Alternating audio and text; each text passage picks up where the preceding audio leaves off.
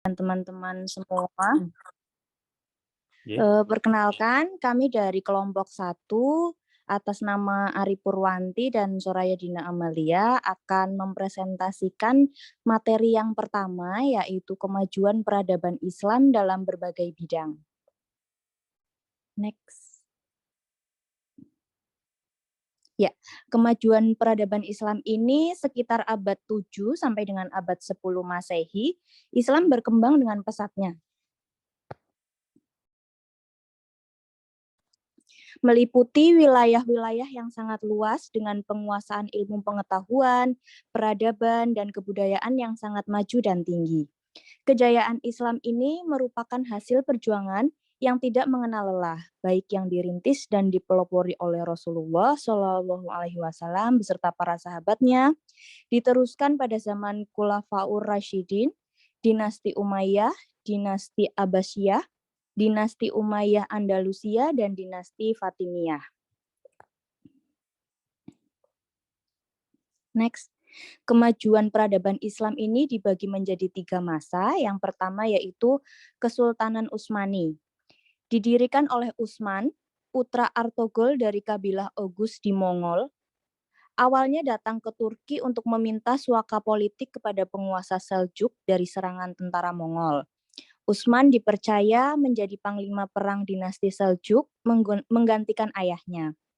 Setelah Sultan Alauddin wafat, Utsman mengambil alih kekuasaan. Sejak itu berdirilah dinasti Utsmani. Dinasti Utsmani berbentuk kesultanan yang beribu kota di Istanbul, Turki. Berasal dari suku bangsa pengembara yang bermukim di wilayah Asia Tengah. Salah satunya suku Kayi. Utsman bergelar Padishah al-Utsman. Di bawah kepemimpinannya, wilayah kesultanan semakin luas dengan menaklukkan beberapa wilayah, seperti Azmir pada tahun 1327 Masehi, Tarashanli tahun 1356 Masehi, Iskandar tahun 1338 Masehi, kemudian ada Ankara dan Gallipoli. Pada masa pemerintahan Muhammad Al-Fatih, Kesultanan Utsmani mengalami puncak kejayaan dan dapat menaklukkan wilayah Bizantum serta Konstantinopel pada tahun 1453 Masehi. Next. Kemajuan Kesultanan Utsmani ditunjukkan dalam bidang pemerintahan dan militer. Tingkatan paling tinggi dipegang oleh Sultan, tingkat kedua Perdana Menteri atau Sadrazan, tingkat ketiga gubernur atau pasya, tingkat keempat bupati atau as-sawazik atau al-alawiyah. Lalu sistem pemerintahan dan kekuasaan militernya berjalan dengan baik. Muncul kelompok elit militer yang disebut Janissary atau Inkisariyah pada masa Orkan bin Utsman. Kelompok ini merupakan kelompok penghancur negeri non-muslim. Yang kedua di bidang pengetahuan dan budaya. Terjadi akulturasi dari beberapa negara seiring dengan meluasnya wilayah, yaitu kebudayaan Persia, Bizantium, dan Arab. Rakyat Utsmani mengambil ajaran tentang etika dan tata krama dari kebudayaan Persia, organisasi dan kemiliteran dari Bizantum, dan ilmu arsitektur dari Arab. Dari ilmu arsitektur tersebut, berdirilah berbagai masjid yang bagus serta kaligrafi yang indah. Kemudian, dari bidang agama, muncul 2 aliran tarekat, yaitu Bekshi yang banyak pengaruhnya di bidang militer, dan Maulawiyah yang banyak pengaruhnya di lingkungan pejabat pemerintah. Masa yang kedua yaitu Kerajaan Safawi, yang akan dilanjutkan oleh Mbak Ari. Silahkan Mbak Ari.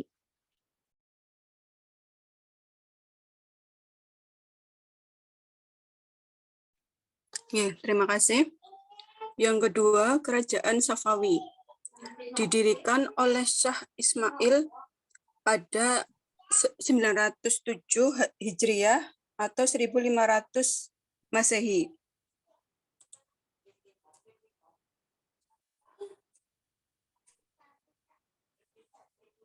Di Tabriz, Persia, Iran. Awalnya sebuah kerajaan tarekat yang bernama Safawiyah yang menjadi gerakan politik dipimpin oleh Syekh Safifuddin Ishaq. Gerakan ini memasuki wilayah politik dan pemerintahan karena merupakan tarekat militer yang para pengikutnya berkeinginan memainkan peran politik untuk memperkokoh kekuasaannya.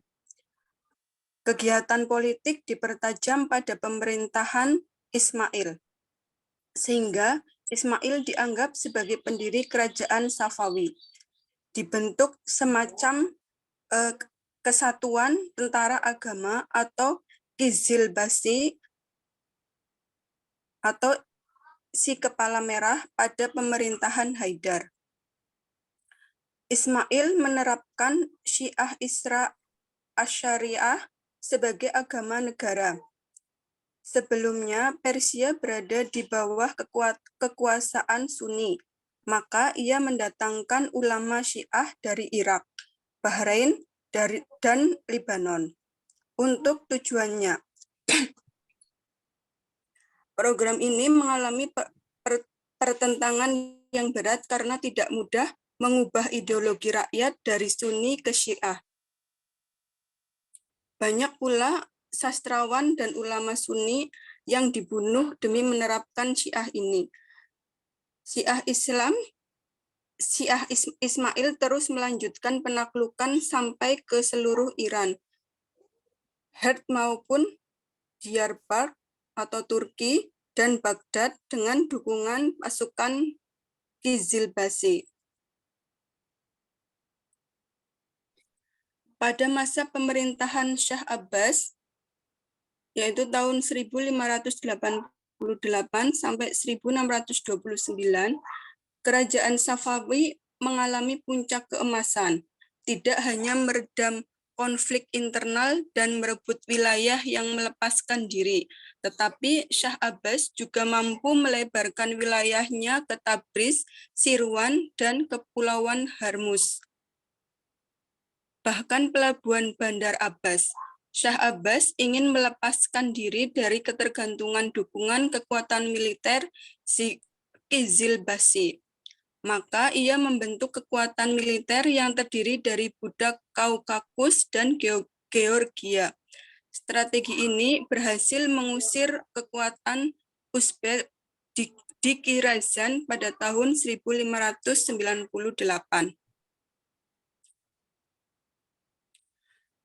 Kemajuan kerajaan Safawi ditunjukkan dalam bidang yang pertama, bidang pemerintahan dan politik. Terbagi secara horizontal, yaitu didasarkan pada garis kesukuan atau kedaerahan, dan pembagian secara vertikal, yaitu mencakup dua jenis istana atau dargah, dan kesekretariat negara atau divan atau mamalik. Penyelenggaraan negara dipercayakan kepada para amir atau kepala suku tingkat atas dan wazir menteri yang tergabung dalam suatu dewan atau jangi. Terdapat lembaga yang tercakup dalam dewan tersebut atau majelis nifis yang terdiri dari sejarawan istana, sekretaris pribadi, syah, dan kepala intelijen. Yang kedua, bidang ekonomi. Ekonomi dikendalikan langsung oleh pusat. Banyak memperkuat di bidang pertanian dengan memperbanyak pengalihan tanah negara menjadi tanah raja.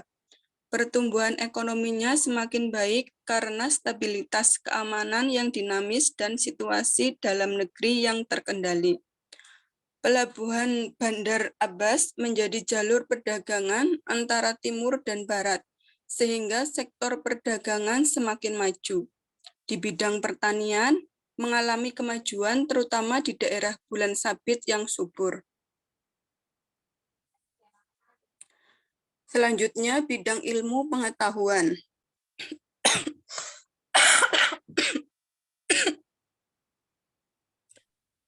Didirikan lembaga pendidikan Syiah oleh Shah Abbas, yaitu sekolah teologi untuk lebih memantapkan akan aliran Syiah. Beberapa nama ilmuwan, sastrawan, dan sejarawan Safawi antara lain Muhammad bin Husain al-Amili al-Jubai'i, Muhammad Baqir Astarabadi, Sarudin Muhammad bin Ibrahim Syirazi, dan Muhammad Bakir Majlisi. Selanjutnya bidang bangunan dan seni. Kantor, masjid, rumah sakit, dan jembatan raksasa dibangun dengan gaya arsitektur yang indah. Di bidang seni, terlihat dalam kegiatan dan hasil dari kerajinan tangan, keramik, karpet, dan seni lukis. Yang ketiga yaitu Kerajaan Mughul. Didirikan oleh Zahiruddin Babur, yaitu tahun 1482 sampai 1530 Masehi di India. Babur diwarisi daerah Fergana dari ayahnya ketika berusia 11 tahun.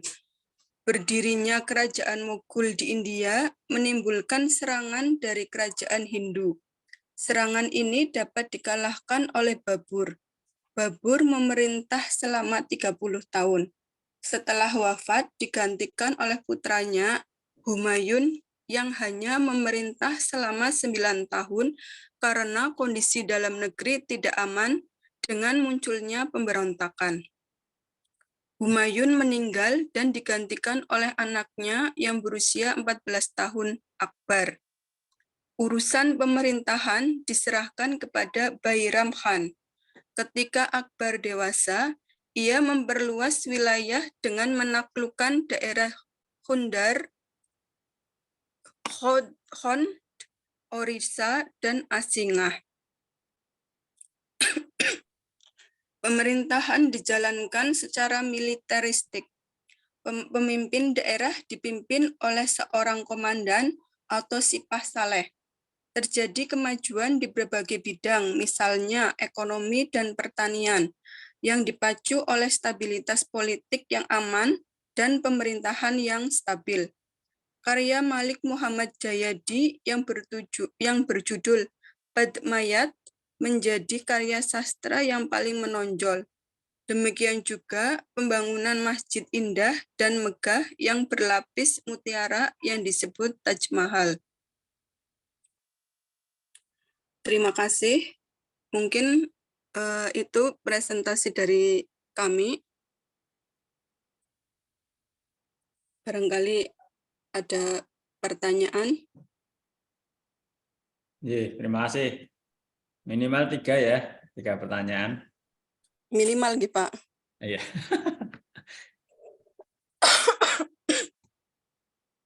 Silakan untuk teman-teman yang lain. Ini pertemuan pertama ya. Kedua, Pak. Kemarin sudah dengan Pak Puji. Kemarin bukannya ini ya, kontrak perkuliahan. Nggih, kontrak. Oh, okay. Berarti ini sementara saya cukup share screen-nya ya, Pak. Oh, iya. Terima kasih, Mas Dwi. Atau nanti bisa di kolom chat ya, sambil saya isi materi dari saya yang mau bertanya. Kenalan dulu, Pak. Oh, kenalan dulu. Ya. Terima kasih. Nama saya Adi Hamid Fuadi, asli Seruang sebenarnya ya, tapi sekarang tinggal di Kebumen. Menjadi dosen tamu di Unimugo sejak 2016. Kalau background pendidikan, saya SD negeri, kemudian MTS, MA, pondok pesantren 6 tahun, kemudian lanjut IAIN, dan S2-nya di Magister Manajemen UGM, mengambil manajemen strategik atau strategic leadership. Saya kira itu. Ada pertanyaan apa tentang saya? Di kegiatan saya selain dosen tamu, yang utama di Rumah Sakit PKU Muhammadiyah Seruang sebagai Direktur Pengembangan Sumber Daya Insani dan Bina Dakwah Pencitraan. Itu kegiatan saya selain sebagai dosen. Saya kira sementara itu. Atau mahasiswa juga mau kenalan boleh. Siapa ini? Ada Mbak Soraya, Hari Purwanti, Ana Diniati, Mas Andi Purba ini. Sepertinya saya kenal nih Mas Andi Purba. Kemudian Pak Aris, Pak Dini, Pak Jailani, Pak Asmito, Mas Ludiantoro. Mana nih suaranya? Saya juga kenal sepertinya ini. Ada, Pak. Oh ya. Lagi di mana Mas Ludiantoro? Ini baru pulang tadi Oh iya. di rumah. Iya. Dan yang lain ini Mas Rasiman Sempor bukan ya? Iya, Pak. Oh, iya, Banyak iya. yang dari Sempor ini, Pak. Wah, keren. Ini Mas Andi Purba ini yang aktivis masjid. Pak Rasiman gimana? Sehat? Alhamdulillah sehat Pak Diambil. Oh, itu ada pertanyaan untuk Bu Ari dan Bu Soraya. Kebudayaan Bizantium itu sangat, itu yang seperti apa ya? Mau dijawab sekarang apa nanti itu? Atau mau Nanti nyari? Pak. Nanti Oh, Pak, iya. nyari dulu. Iya. Oke, silakan yang lain. Izin Bisa dikeluarkan. bertanya. Bu Ari. Nah, siapa dulu ini? Monggo. Oke, monggo. Saya Lewat mulai chat cek. Lewat chat Nanti aja kalau mungkin. nggih, kalau jawaban sudah siap, udah muncul nggih PowerPoint saya? Sudah Pak. Oh, sudah nggih. Ya, nanti kalau pemateri sudah siap untuk menjawab, silakan langsung sampaikan, nggak apa-apa. Nggih, materi kita pada 2 pertemuan ke depan, pemurnian dan pembaruan dunia di dunia Muslim ya, bukan dunia Islam tapi dunia Muslim. File saya sudah saya post tinggi di Edu menjadi satu file karena dulu memang satu pertemuan, ini jadi 2 pertemuan.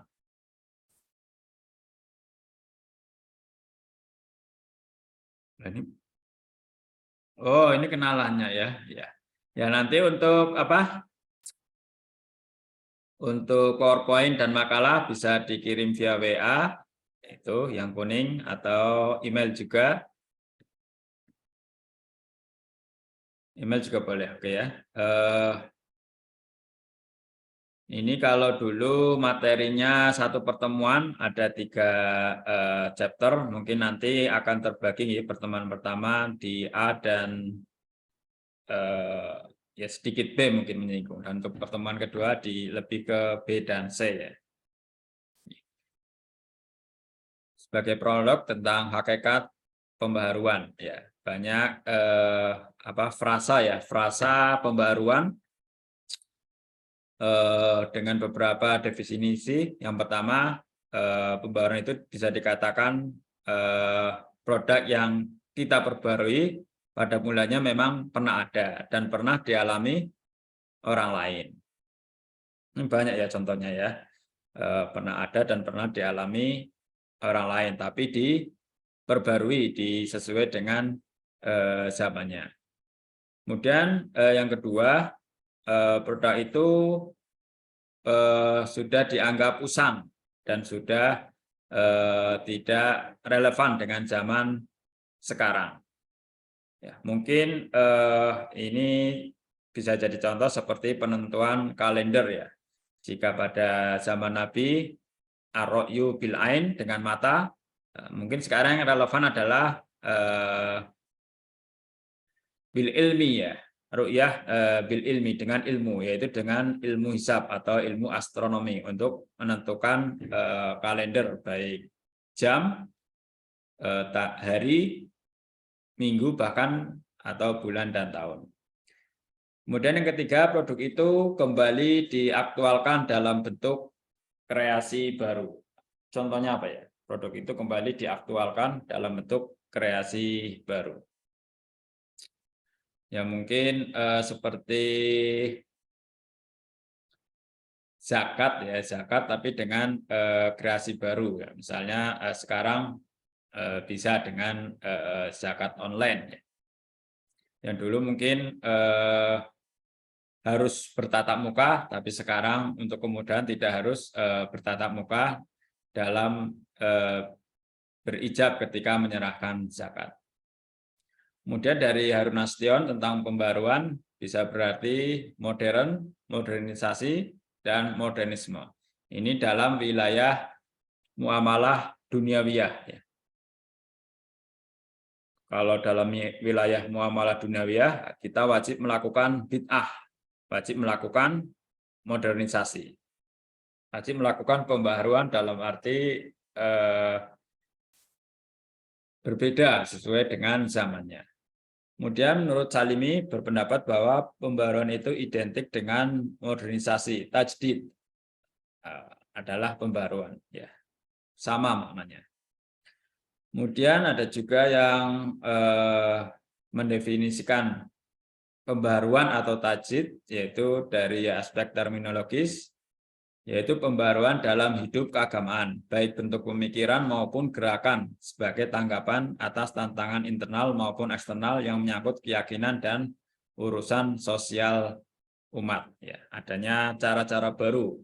Cara baru tersebut tentu dicari yang lebih efektif dan lebih efisien dan juga lebih memudahkan untuk umat dalam mencapai kemaslahatannya. Ini sama ya, Pasya dan Darban juga mengartikan sama.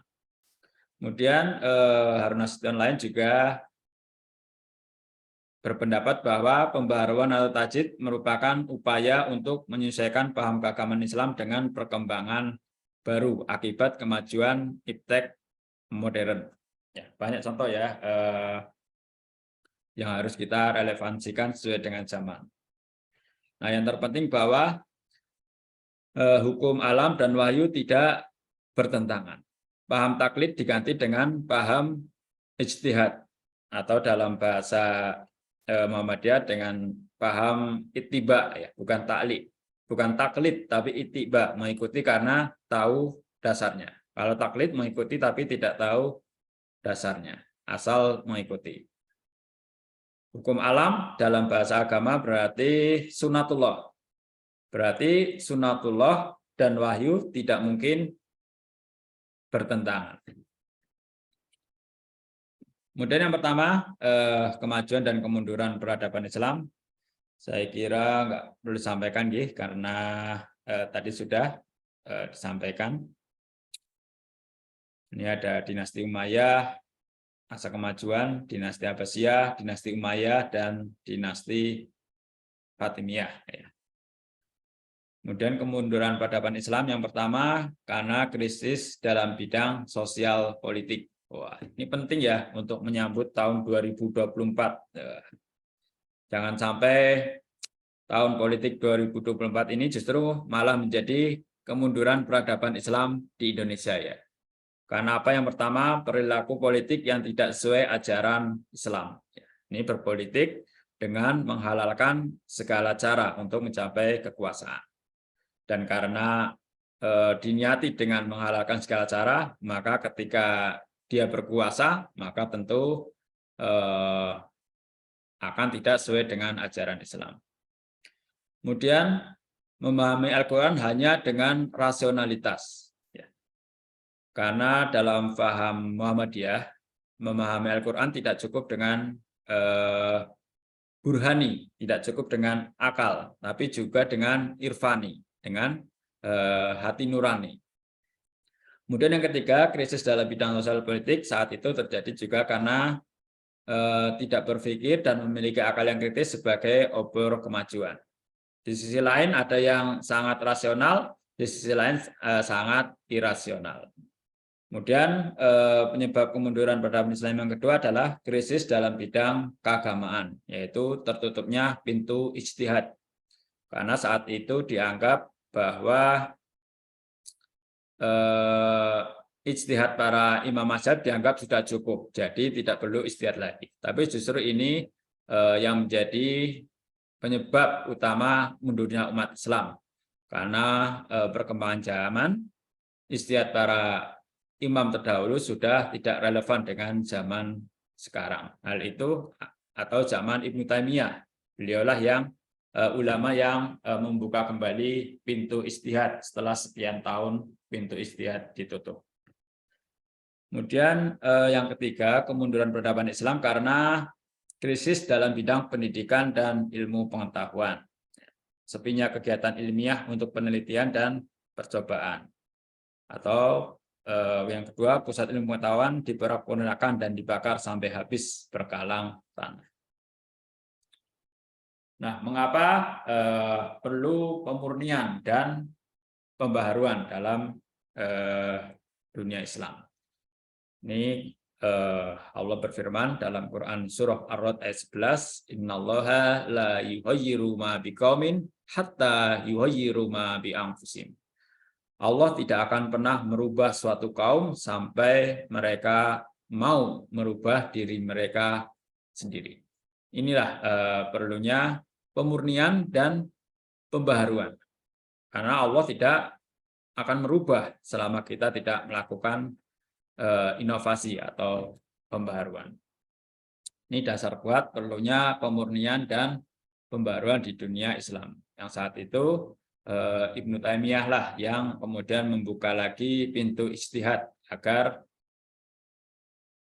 pembaharuan atau pemurnian selalu direview setiap waktunya ya. Kemudian kita akan sedikit teknis ya, membahas tentang pemurnian dan pembaharuan. Ada dua frasa ya di sini. Pertama yaitu tajrid, yang kedua adalah tajdid. Tajrid ini muncul dari Profesor Dr. Din Samsudin ya. Dia menggunakan frasa tajrid yaitu pemurnian. Pemurnian atau purifikasi ini dalam tiga konteks, yaitu akidah, ibadah mahdoh, dan akhlak. Itu kita wajib melakukan pemurnian. Kemudian frasa yang kedua adalah tajdid atau pembaruan dalam arti dinamisasi dalam bidang muamalah duniawiyah. Nah, yang menarik di sini adalah kedua hal ini, tajrid dan tajdid adalah saling bisa dikatakan kontras atau saling berlawanan. Kalau tajrid itu haram hukumnya kita melakukan inovasi ya, baik dalam bidang akidah, ibadah maupun akhlak. Pemurnian di sini dalam bidang akidah misalnya terbebasnya kita dari penyakit TBC, tahayul, bid'ah, dan khurafat. Ada yang bisa memberi contoh perbedaan tahayul dan khurafat?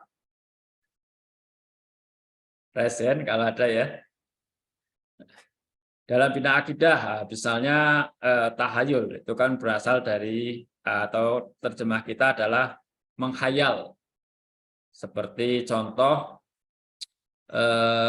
kita menghayal ketika misalnya kita sedang memegang gelas, sedang mau minum. Tiba-tiba gelasnya jatuh dan pecah.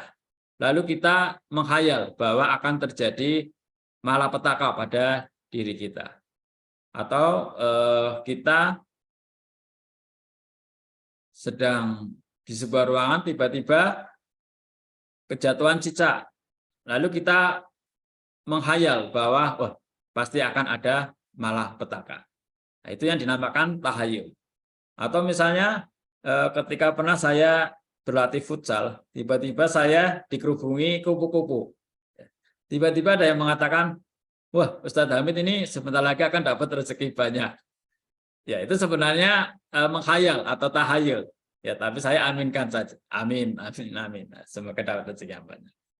Atau banyak ya contoh lain. Atau bahkan sekarang saya di rumah sakit misalnya masih mendapati pasien itu ya, yang misalnya menggunakan dom cantel, peniti atau apalah agar bayinya tidak diganggu oleh makhluk lain. Ya, itu juga bagian dari hayat. Lalu apa bedanya dengan khurafat ya? Tadi kan TBC, tahayul, bid'ah, dan khurafat. Untuk khurufatnya itu lebih dekat kepada kesyirikan. Ya. Itu sangat jelas seperti orang menyembah pohon, menyembah kuburan, dan lain sebagainya. Kemudian tajrid yang lain adalah bid'ah ya, tadi TBC, tahayul, bid'ah, dan khurafat. Bid'ah ini dalam faham Muhammadiyah hanya diyakini bahwa itu dinamakan bid'ah, ya, bid'ah yang ghairu hasanah, bukan bid'ah yang benar, adalah dalam konteks ibadah mahdoh, dalam konteks ibadah mahdoh ya, seperti sholat yang subuh harusnya cukup 2 rakaat, karena merasa kurang marem maka dia 4 rakaat lah biar pahalanya banyak. Itu namanya bid'ah dolalah ya, yang menyesatkan. Ya, konteksnya dalam ibadah mahdoh. Lain lagi nanti ketika kita bicara misalnya budaya Islam. Kalau budaya Islam apapun itulah, entah itu yasinan, tahlinan, atau apa tumpeng, selama itu tidak masuk ke ranah ibadah mahdoh, yaitu bukan disebut bid'ah yang tidak dibolehkan. Nah, ini nanti berkebalikan dengan yang nomor 2, yaitu tajdid atau pembaruan. Pembaruan di sini justru kita harus melakukan bid'ah. Kalau kita tidak melakukan bid'ah, maka umat Islam akan semakin tertinggal. Sebagai contoh tadi, misalnya bagaimana ketika kita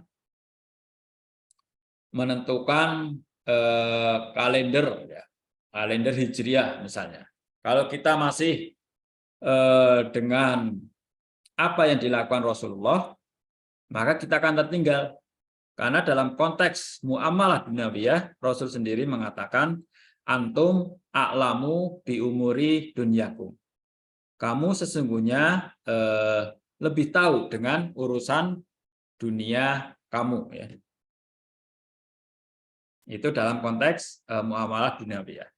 Itu ketika Rasul pernah ditanya seorang petani kurma, lalu beliau bertanya kepada Rasul, wahai Rasul, bagaimana agar hasil panen kurma saya ini berlimpah ruah? Jawaban Nabi singkat, antum a'lamu bi umuri dunyakum. Kamu lebih tahu urusan dunia kamu. Jadi ya, man aroda dunya fa'alaihi bil ilmi. Maka ketika kamu menginginkan dunia, ya dengan ilmu, ada ilmunya. Bukan dengan selain ilmu, karena itu untuk mencapai kejayaan dunia. Nah, tajrid dan tajdid ini adalah dalam upaya kita mencapai Islam kafah ya. Udkhulu fi silmi kafah. Masuklah kamu ke dalam Islam dengan kafah. Yang pertama dengan memurnikan akidah kita, ibadah mahdoh kita, dan akhlak kita benar-benar sesuai dengan tuntunan Rasulullah. Tidak ada modifikasi, tidak ada inovasi, tidak boleh melakukan modernisasi dalam bidang akidah, ibadah mahdoh, dan akhlak. Tapi dalam konteks tajdid pembaruan, dalam konteks muamalah dunyawiyah justru wajib melakukan inovasi. Misal sekarang masih menjadi semacam ya perdebatan ya, bahwa Rasul misalnya ketika pengobatan ya itu menggunakan bekam. Ya. Dalam hal ini kita tidak wajib mengikuti sunnah yang demikian, karena sunnah sebenarnya esensinya atau artinya adalah kebiasaan. Sunnah ada yang wajib diikuti, yaitu dalam tadi akidah, ibadah mahdoh, dan akhlak. Tapi ada sunnah Rasul yang tidak wajib kita ikuti.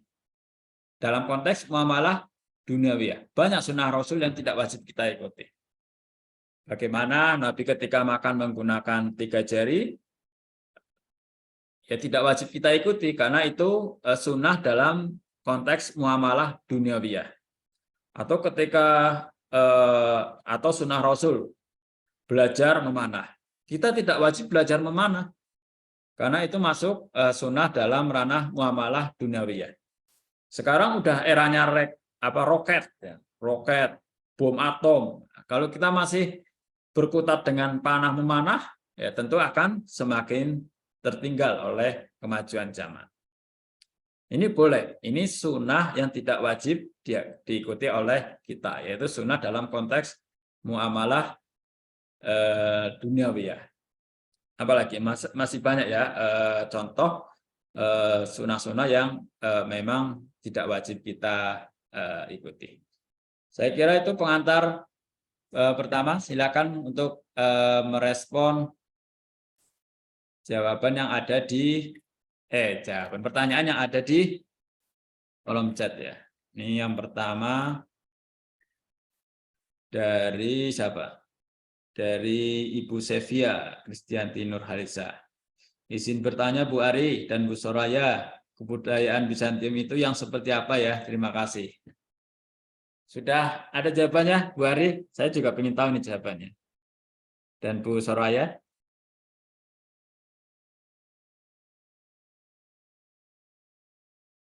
Ya, Pak, sebentar, Pak. Lanjut.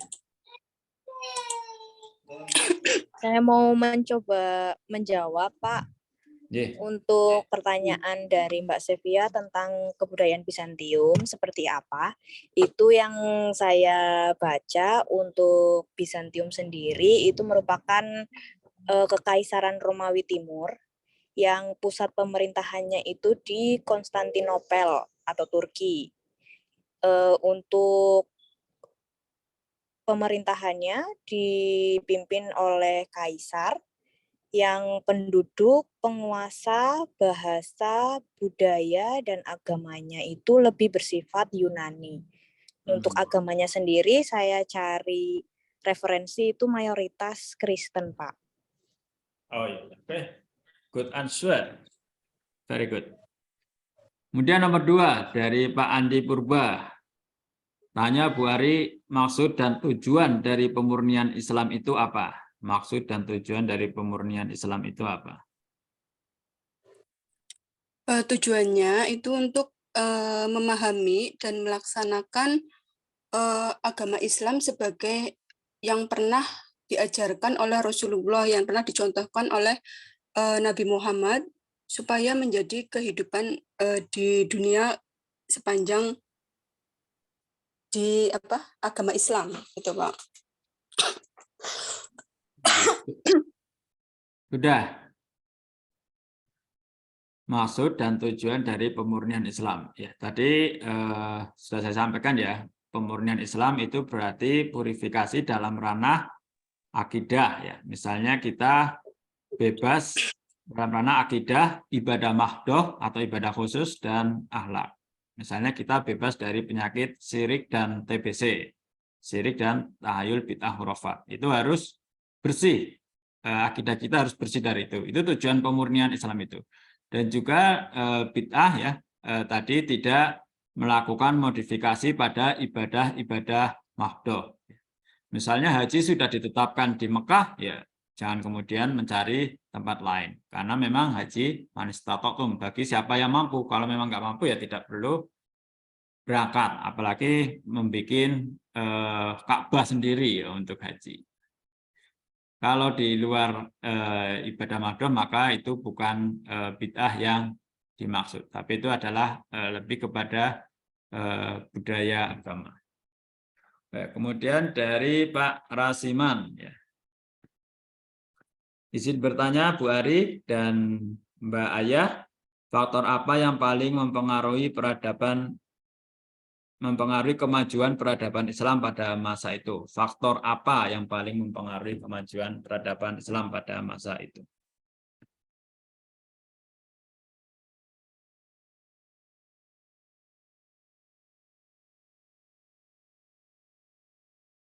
Silakan Bu Ari atau Bu Ayah.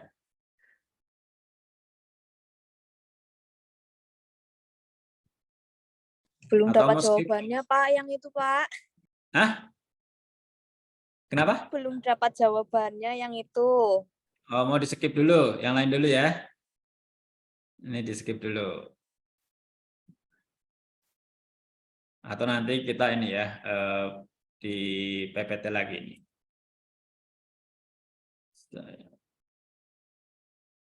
Nah, ini jawabannya nih, kemajuan peradaban Islam ya. Di masa itu, pertama pada masa dinasti Umayyah. Karena berdirinya Universitas Gandaria dan Universitas Naisabur. Ya artinya kemajuan atau keilmuan itu menjadi skala prioritas dalam membangun kemajuan peradaban Islam. Ya. Memprioritaskan pengembangan ilmu pengetahuan. Kemudian juga munculnya tokoh-tokoh mujtahid besar di bidang fikih. Ada Imam Abu Hanifah. Kemudian di masa dinasti Abbasiyah, berdirinya Darul Hikmah, himpunan para cendekiawan. Ini hampir semuanya terkait ilmu ya. Berarti memang kemajuan peradaban Islam itu tergantung seberapa banyak ilmu yang kita kuasai. Ya itu penting ya. Karena firman Allah sendiri yang pertama adalah Iqra. Berarti kan membaca, belajar. Firman pertama bukan sembahlah, tapi belajarlah, membacalah. Ini ternyata malah dilakukan oleh para non-muslim saat ini yang lebih giat, yang lebih gemar membaca daripada orang Islam. Orang Yahudi, misalnya Bill Gates ya, ini Microsoft ya, seperti yang sedang kita pakai PowerPoint-nya misalnya, beliau setiap minggu itu one week one book ya. Setiap minggu beliau bisa khatam satu buku setiap minggu. Bayangkan kalau 1 bulan 4 buku. 1 tahun berapa? 48 buku. Makanya beliau sangat menjadi orang yang sangat cerdas. Kemudian ada juga nih lahirnya tokoh cendekiawan Al-Kindi, Al-Farabi, Ibnu Sina, Abu Ali, Ibnu Daud ya. Nah, ada juga nih faktor ekonomi. Kalau tadi semuanya faktor penguasaan ilmu, ada juga faktor ekonomi yang ketiga dari dinasti Abbasiyah, yaitu perluasan perdagangan dan perniagaan Islam. Ya ini juga penting. Kemudian dinasti Umayyah, berdirinya Istana Alhambra, Masjid Cordova, itu pun dijadikan sebagai pusat ilmu. Ya. Kemudian dinasti Fatimiyah juga ya, Fatimiyah sama berdirinya perpustakaan. Artinya kemajuan dari pertanyaan ini, faktor apa yang paling mempengaruhi kemajuan peradaban Islam pada masa itu, yaitu faktor penguasaan ilmu pengetahuan ya terutama. Saya kira itu. Kemudian dari Bapak Kasmito. Ini pertanyaan untuk siapa ini? Dari Bapak Kasmito. Untuk ini ya mahasiswa ya. Pada Kesultanan Utsmani di bidang pemerintahan militer, di situ dikatakan muncul kelompok elit militer yang bertugas sebagai penghancur negeri non-muslim. Pertanyaan saya, apakah tujuan dari penghancuran negeri non-muslim di sini? Lalu apakah ada kaitannya dengan penyebaran agama Islam? Silakan jawab Bu yang presentasi. Coba saya jawab ya, Pak. Ini, terima kasih.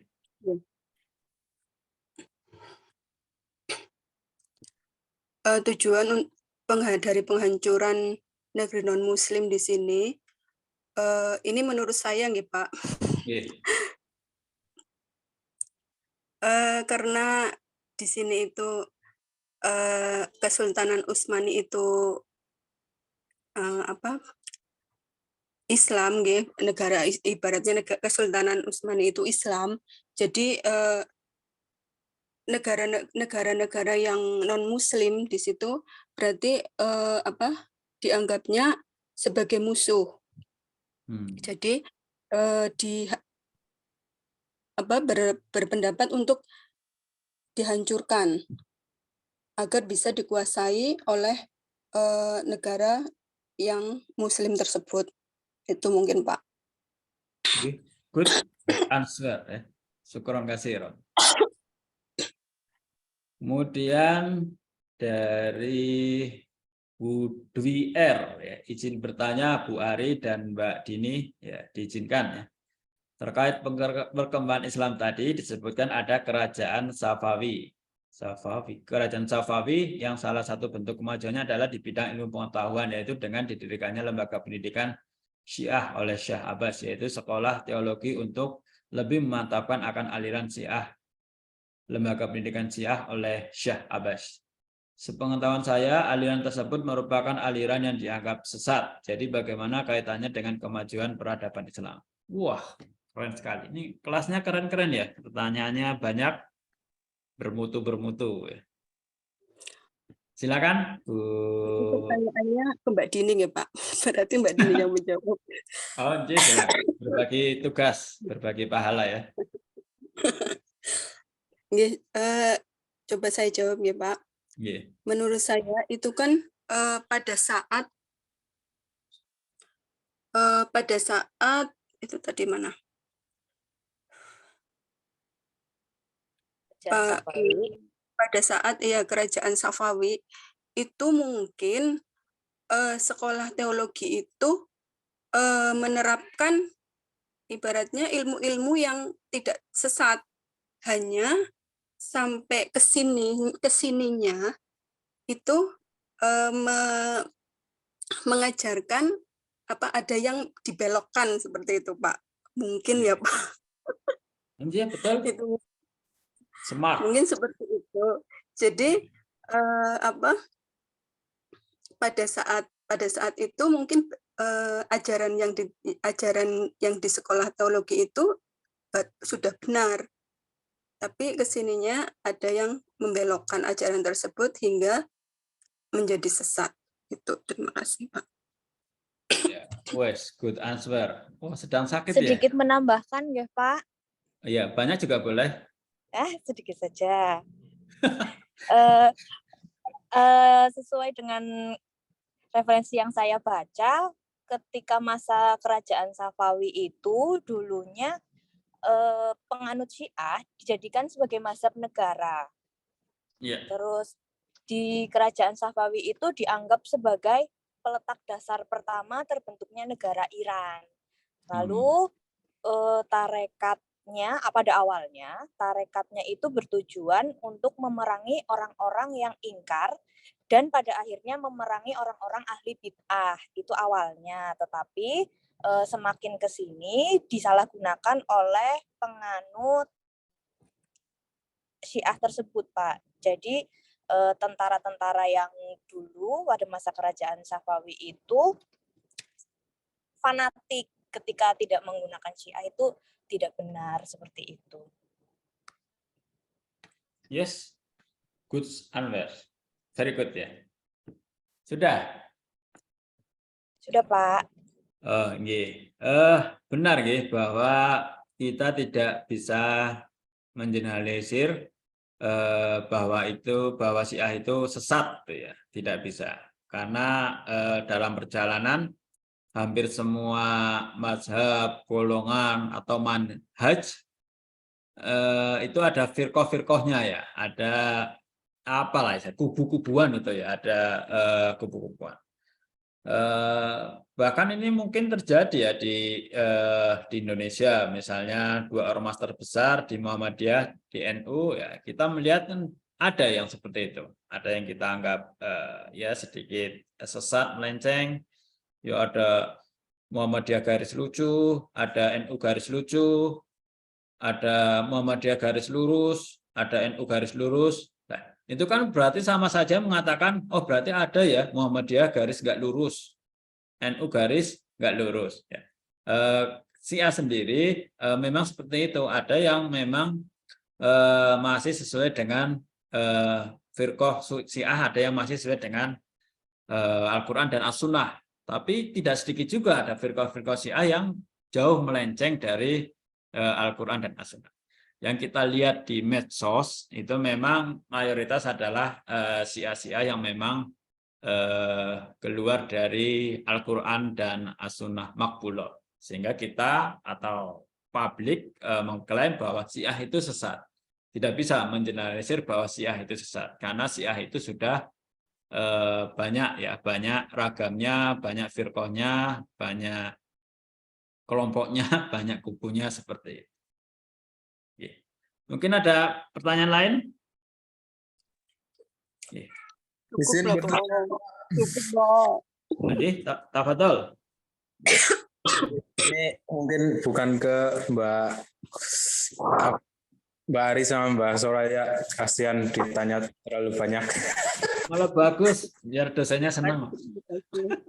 Ini izin bertanya kepada Pak dosen. Oh iya, tafadhol. Yang muncul itu di layar itu kemunduran peradaban Islam. Oh iya. Menyinggung terkait dengan kemunduran peradaban Islam. Ini kan sebetulnya kalau membaca posisinya sekarang itu Pak, itu sebetulnya kita dalam posisi seperti apa sih? Apakah kemudian kita masih dalam kemajuan ataupun kemunduran? Karena untuk melihat itu bisa dari berbagai aspek gitu loh Pak. Kalau kemudian melihat kasus ini menandakan kemunduran, melihat kasus yang lain menandakan kemajuan. Nah itu kita sebetulnya posisinya di mana itu sekarang kira-kira gitu. Oh iya. Terima kasih. Ya. Kalau yang di slide ini kemunduran peradaban Islam pada masa sebelum Ibnu Taimiyah. Ya. Beberapa ilmuwan Islam ini membuat atau meresum seperti ini. Kalau kita melihat konteks sekarang, sesungguhnya ya sejak Ibnu Taimiyah itu Imam Ibnu Taimiyah itu membuka pintu ijtihad, maka sesungguhnya Islam sudah kembali pada track untuk kembali bangkit ya, kembali menyadari pentingnya membuka pintu ijtihad, pentingnya membuka diskusi untuk kemajuan. Namun dalam saya melihatnya ada dua ya. Yang pertama, kita sudah di arah itu, tetapi kalah cepat dengan Barat. Ya. Misalnya ya kalau di rumah sakit itu misalnya rekam medis, kalau di negara-negara maju itu sudah sudah melakukan digitalisasi sejak 20 tahun yang lalu. Artinya kita dalam bidang kesehatan itu sudah tertinggal 20 tahun dari mereka. Kita merasa sudah maju, tapi sebenarnya kita jauh tertinggal. Nah, untuk mengejar itu memang sangat tidak mudah ya, mengejar ketertinggalan yang hitungannya itu menurut pakar adalah kita tertinggal 20 tahun dalam perkembangan ilmu kesehatan. Itu baru yang kesehatan. Saya yang lain belum baca artikelnya ya. Atau yang kedua dari budaya membaca atau belajar. Seperti kalau kita lihat hasil survei itu pasti Indonesia hampir selalu 3 terbawah budaya gemar membacanya. Padahal kita tahu Indonesia mayoritas Islam. Kalau kita memang percaya pada Al-Quran, seharusnya kita umat Islam Indonesia menjadi orang yang sangat gemar membaca, gemar belajar. Kita bisa melihat apa yang pernah disampaikan oleh Pak Profesor B.J. Habibie ya. Beliau pernah mengikuti camp di Israel bersama orang-orang Yahudi. Kalau nggak salah 17 orang saat itu. Dia satu-satunya Muslim. Ketika jam 3 beliau bangun, karena beliau terbiasa sholat tahajud ya, beliau merasa sayalah orang yang pertama bangun di camp ini. Orang yang lain pasti masih tidur. Tapi begitu beliau turun ke lobi, beliau kaget melihat teman-temannya orang Yahudi itu jam 3 malah sudah membaca buku. Ada yang sedang baca buku, mereka berkelompok, berdiskusi. Dan lebih heran lagi ada Pak Habibie itu melihat ada satu orang Yahudi itu sedang membaca terjemah Al-Quran dalam bahasa Yahudi atau dalam bahasa mereka. Ini sangat mengagetkan bagi B.J. Habibie. Oh, saya kira kita cukup giat, ternyata mereka lebih giat. Dan kita boleh bertanya kepada kita ya masing-masing. kita mungkin bisalah khatam Al-Qur'an. Nah, misalnya dalam Al-Qur'an dalam bulan Ramadan ya, kita khatam ya. Karena one day one juice kita khatam. Tapi kita kan baru khatam bahasa Arabnya. Artinya kita baru mendapatkan pahala ukhrawi, pahala akhirat. Tapi kalau kita tidak membaca terjemah Al-Qur'an, kita tidak akan pernah mendapatkan pahala dunia. Apakah kita pernah menghatamkan Al-Qur'an dalam versi terjemahnya? Padahal di situ banyak sekali ilmu pengetahuan. Dan justru itu yang dibaca oleh orang Yahudi. Kalau dari sisi ini, dari sisi yang paling fundamental, sesuai dengan wahyu Allah yang pertama yaitu Iqra, bacalah, kita juga harus melihat seberapa gemarkah kita belajar, seberapa gemarkah kita yang membaca. Saya kira itu nih, ada 2 poin. Yang pertama, kita memang sedang mengejar, tapi mengejarnya ketertinggalan cukup jauh, ditambah ada kemungkinan yang sangat besar bahwa kita memang masih malas, masih malas atau kalah rajin, terutama dalam hal membaca, belajar atau semangat mencari ilmu pengetahuan ya. Saya kira itu nih sebagai closing saja. Apa masih ada? Kalau sudah nggak ada, kita akhiri saja nih. Sudah 11 slide, sebenarnya sudah saya sampaikan semua 12. Atau masih ada pertanyaan? Silakan. Sementara cukup. Sementara cukup. Nggih. Terima kasih nggih. Saya buat sedikit resum bahwa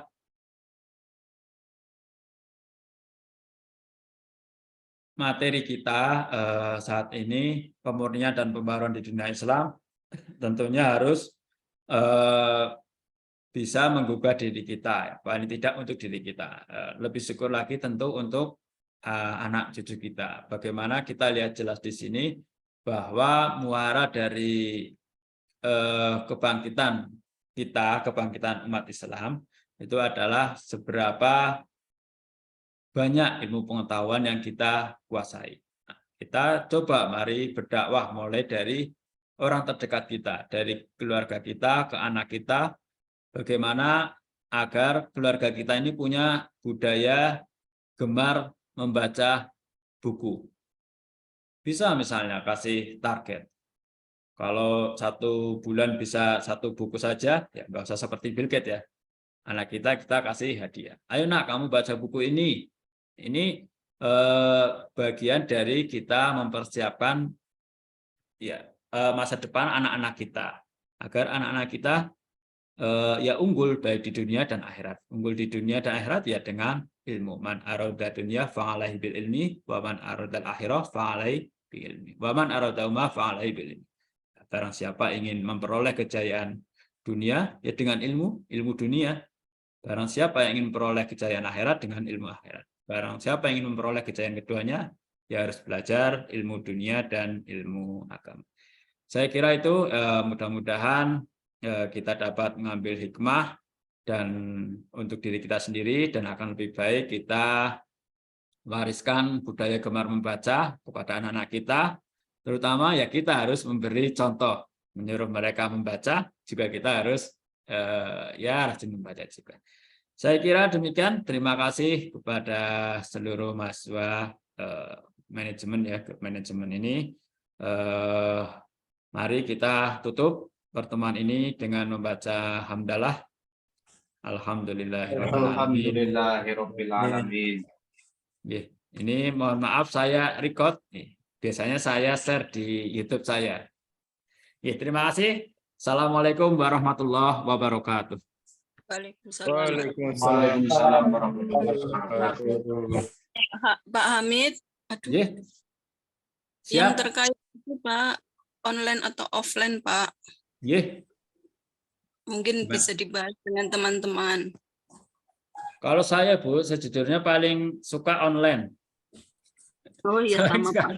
Seperti ini. Setuju Pak. Setuju. Cocok, Pak. Semuanya enggak. Bahkan kemarin semua prodi yang saya masuki online semua, nggak ada sekalipun yang tatap muka. Cuman kemarin kan ya. Jadi online terus ya, Pak. Gini, kalau itu permintaan mahasiswa is okay ya, nggak apa-apa. Ini untuk Terima kasih, memudahkan ya, memudahkan. Yukasen juga dari Sempor ke Gombong ya. Saya Iya, Pak, dari musim Itu tidak hujan bisa lagi. teman-teman, Pak. Oke, oke, Banyak oke. yang bisa juga. Ya, ini mudah-mudahan inilah berjalan baik, lancar. Saya nggak masalah. Saya justru malah paling senang online. Oke, Pak. Terima Oke, kasih. Nih, sama-sama. Silakan kalau yang mau live. Terima kasih. Semoga sukses selalu semuanya. Berkah. Amin. Amin.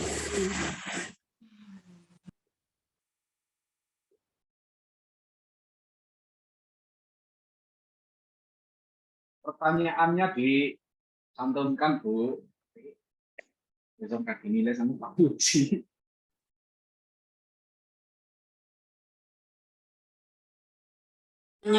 Bukan pertanyaannya, tapi yang tanya. Yang bertanya maksudnya. Yang bertanya toh.